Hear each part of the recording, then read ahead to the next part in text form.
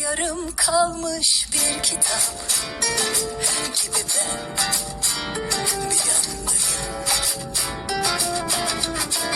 Sulanmayan bir çiçek gibi sen bir yandasın.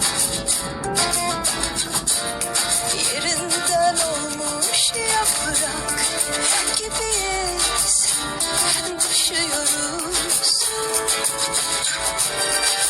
Baştan yaşarım sorsan ama sen hiç olmamışız.